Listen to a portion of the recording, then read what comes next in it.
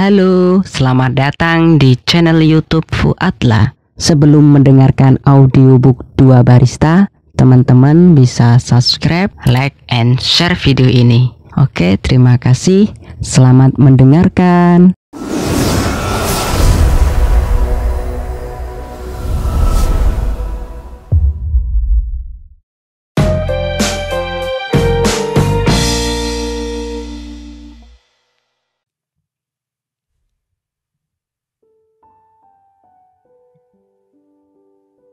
Mozaik 33.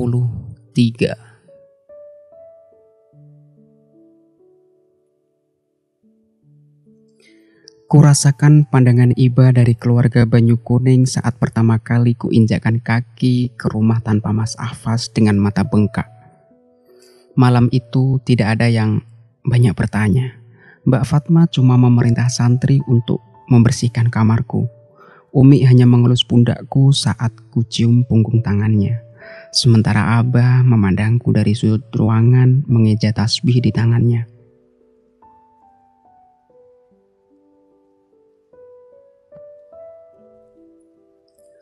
Selama seharian, mereka membiarkan aku beraktivitas dalam kamar, mencurahkan gundah gulana itu dengan membaca Al-Quran dan menghatamkan Dalailul Khairat.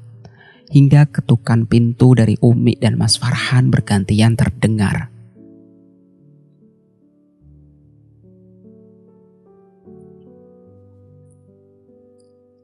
"Makan dulu ya, Nduk," kata Umi setelah pintu aku buka. Perempuan paruh baya yang paling mengerti atas kemelut hidupku itu tersenyum. Aku tahu beliau pasti menahan diri untuk banyak bertanya demi menjaga perasaanku. "Dinten iki kula siam, Umi." "Loh, semalam enggak sahur ya?" "Mboten napa-napa." Sejurus kemudian muncullah Mas Farhan di belakang punggungnya, berjalan menghampiriku lalu berbisik, "Maza, Gus Afas telepon berkali-kali gak diangkat. Barusan dia telepon aku. Kamu itu kalau mau puasa mbok ya akhlaknya juga ditoto. Mosok puasa tapi suami dicuekin. Dosa, ra kanggo ganjarane." Hanya kulempar senyum kecut dan kembali menutup pintu rapat-rapat. Dasar lelaki yang sukanya membela sesama. Aku rengkuh ponsel di atas almari yang sengaja kuabaikan sejak tadi. Pada layarnya muncullah tulisan 101 kali panggilan dari Hobi. Ada juga chat pendek berulang kali bertanya, "Sayang, sedang apa?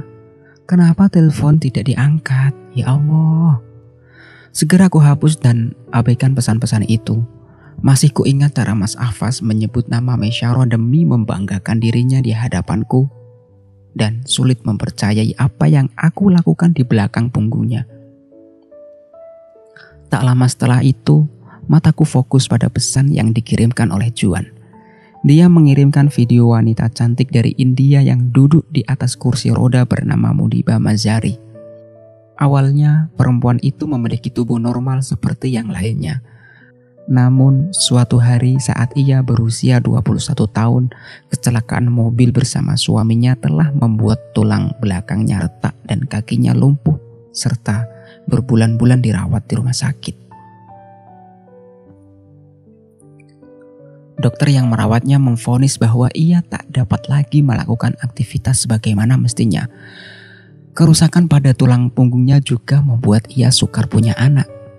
Seketika itu dia menangis, seolah hidup tak lagi berarti. Jiwanya meronta, kenapa aku masih dibiarkan hidup, padahal organ tubuh tak lagi sempurna. Dia pun tak bisa berketurunan, dan terjadilah ketakutan kedua setelah kecelakaan itu adalah perceraian.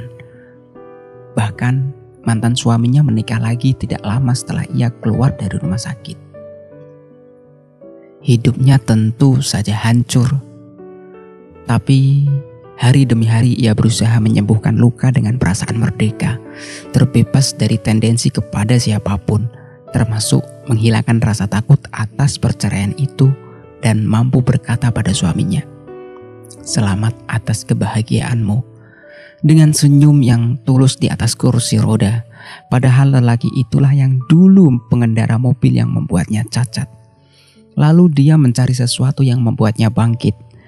Bukan bangkit untuk menjadi sempurna bagi orang lain, tapi bangkit untuk menjadi sempurna bagi hidupnya sendiri.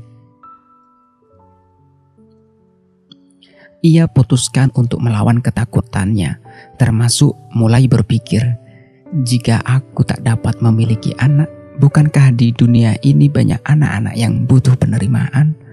Tak ada gunanya menangis, carilah mereka dan adopsi satu.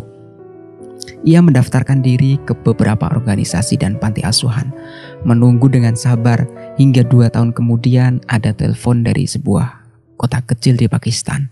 Mereka bertanya, "Apakah kamu Mudiba Mazari? Ada seseorang bayi laki-laki. Maukah kamu mengadopsinya?" Mudiba berkata. Mendengar itu, ia seolah seperti perempuan lainnya yang merasakan sakitnya saat persalinan dan menjawab, "Ya, saya akan mengadopsinya dan membawanya pulang." Video itu memperlihatkan foto-foto tumbuh kembang sang bayi bersama Mudiba Mazari yang penuh tawa bahagia.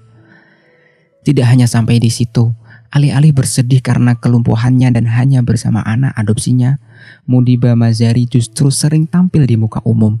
Ia salurkan bakat melukisnya dan aktif dalam kegiatan permodelan. Bergabung di National TV of Pakistan sebagai pembicara. Menjadi duta besar PBB untuk wanita Pakistan. Aktif mengkampanyekan hak perempuan dan anak. Dan pada 2015 ia berhasil masuk dalam BBC sebagai 100 perempuan berpengaruh di dunia dan juga masuk majalah Forbes sebagai 30 orang berpengaruh di bawah usia 30 tahun. Motivasi panjang dan dahsyat yang dilontarkan perempuan di atas kursi roda itu membuat kristal-kristal bening mengaburkan pandanganku. Kekuatan mental dan aura positif dibalut luka dan duka yang dalam yang berhasil ia taklukkan tergambar jelas pada kurat wajahnya. 5 detik setelah video itu berakhir, Joan Harvey mengirimkan lagi video pendek kumpulan foto candid diriku saat fashion show. Saat aku meneguk Aqua, saat aku bertemu tangan pada Friska, atau saat membungkuk di hadapan audien.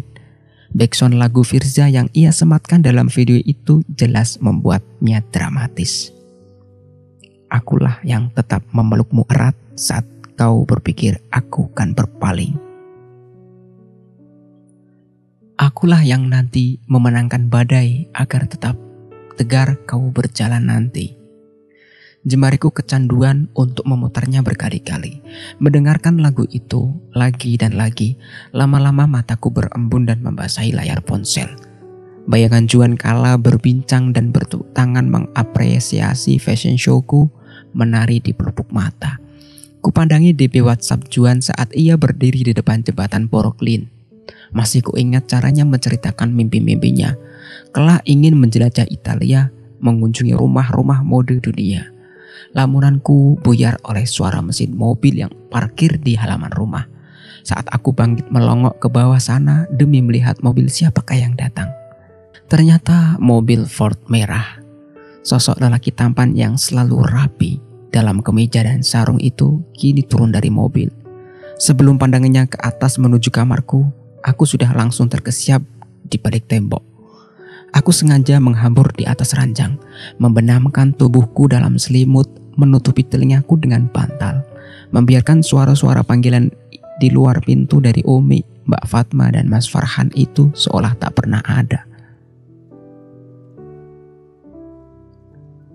Usai tidur lelap dan bangun untuk sholat maghrib dan isya, akhirnya aku membaca pesan itu sekali lagi dan membalas pesan dari Juan. Berhentilah merayu istri orang. Aku baik-baik saja dengan hidupku. Satu-satunya masalah adalah kedatanganmu. Bullshit. Jangan naif. Bodoh. Kata itu lebih cocok buat kamu, sayang. Jangan panggil aku begitu. Aku bukan perempuan murahan. Ya, kamu memang perempuan luar biasa. Itu sebabnya kenapa aku rela mengejarmu. Astagfirullah. Aku tak mengerti kenapa aku masih mau membalas pesan itu.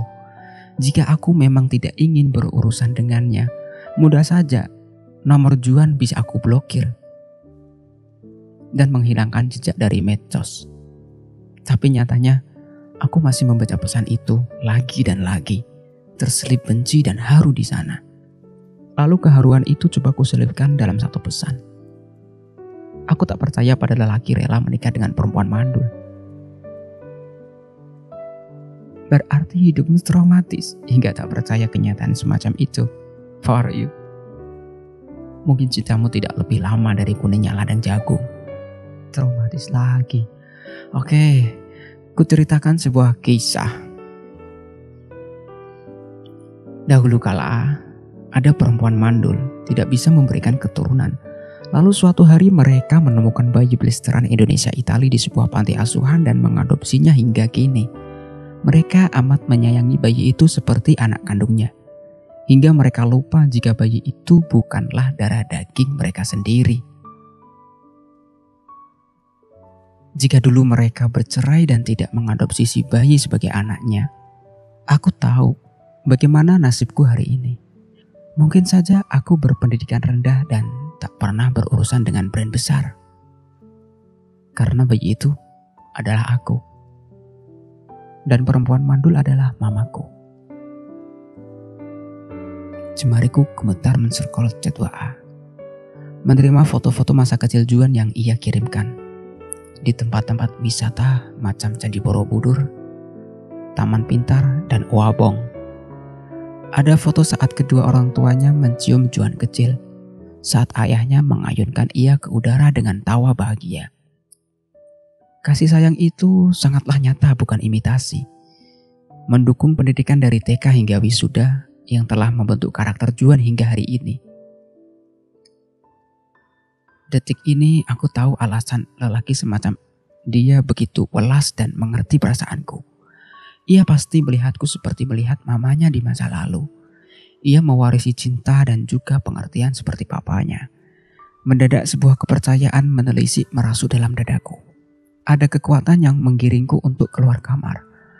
Menghampiri cahaya lampu duduk yang bertengkir di atas meja mutolaa Abah. Yang lain telah terlelap. Kulihat abahku yang sedang tahiyat menyelesaikan sholat dan ulu salam. Saat ia duduk sila dan mengeja tasbihnya, aku duduk di sampingnya sambil menekuk lutut.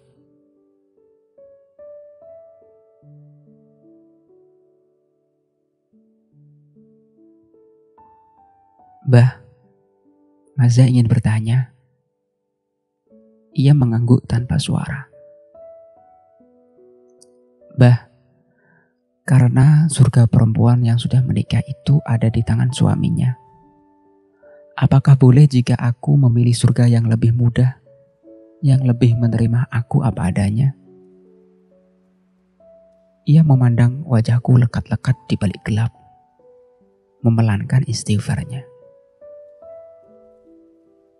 Meski lelaki itu bukan orang yang ahli ilmu, tapi toh ia bisa membawaku ke surga dengan jalan lain yang juga indah, bah. Atau aku harus tetap dengan lelaki yang pintar agamanya, tapi aku begitu merana, bah. Apakah beragama harus seterjal ini?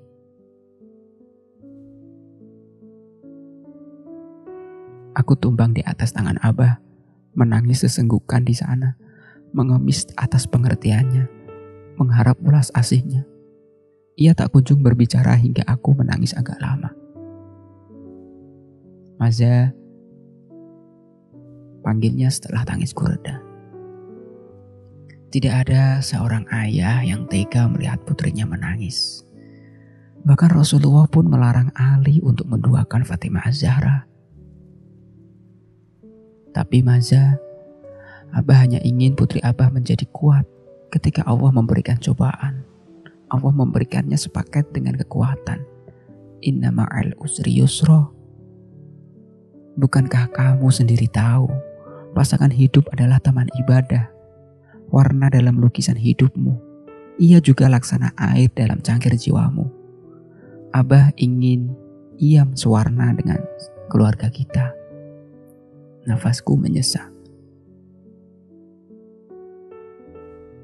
Bah, Maza tak ingin dinikahi lelaki hanya karena ingin dapat barokah Abah. Tidak, Bah. Maza takut dengan ketidaktulusan. Maza ingin lelaki yang menerima Maza apa adanya. Bukan karena embel-embel putri Abah. Bukan karena pesantren Banyu Kuning dan lainnya. Isaku lagi. Jemari yang hangat itu mengalus ubun-ubunku. Duh, ketulusan dan kesempurnaan hanya milik Allah. Tapi orang-orang yang berilmu dan senantiasa mengamalkan ilmunya, ia akan mendapatkan cahaya ilahi dan diberikan kekuatan untuk merengkuh ketulusan. Suamimu haruslah yang ngeman sama santri, yang senengnya ngajar santri, karena santri itu berkahi urip. Mereka menjadi wasilah hidup kita jadi istiqomah. Bukan karena kita yang mulia, tapi karena kehadiran mereka, kita jadi belajar istiqomah. Kalau suamimu itu nanti tak bisa ngaji, bagaimana kamu akan melalui itu semua? Kuusapkan tangisku dengan serampangan. Apakah ngaji hanya Abah maknai dengan tekstual? Bukankah melakukan kebaikan pada banyak orang juga mengamalkan ngaji, bekerja dan mentasarufkan uang itu untuk kemanusiaan? Abah menghela nafas berat. Sejak kapan putri Abah memaknai ngaji dengan ibadah tekstual? Padahal keikhlasan dalam kebaikan itu dimulai dengan sanad mengaji yang jelas dan amal dari ilmu yang bermanfaat. Kalau anak Abah bisa sedekah dua-duanya, ilmu dan harta, kenapa hanya memilih salah satu?